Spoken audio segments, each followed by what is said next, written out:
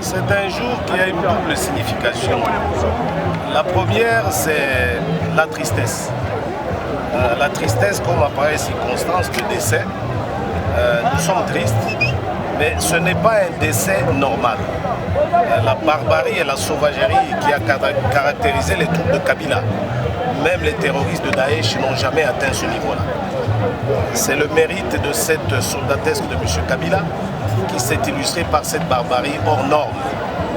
Et donc le deuxième sentiment pour nous, conséquent de ce premier-là, c'est un sentiment de courage, de suivre l'exemple de nos amis, leur détermination, combattant jusqu'à la mort, afin que l'objectif de ce combat, qui a 34 ans d'âge maintenant au sein de l'UDPS, c'est l'avènement au Congo d'un état de droit.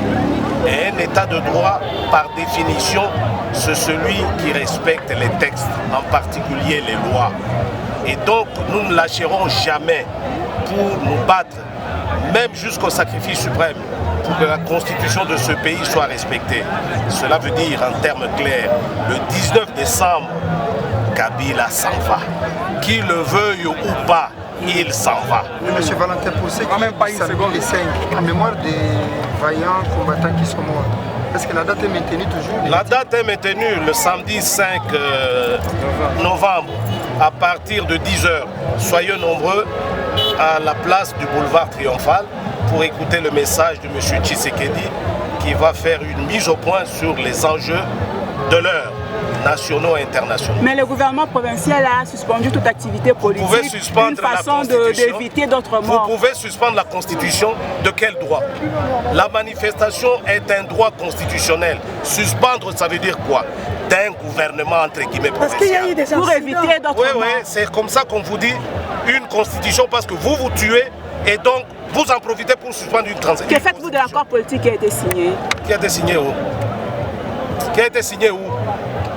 Le monologue des troubadours de Kabila, ça nous amène où? Mais une autre partie de vos confrères de l'opposition. Vous les connaissez?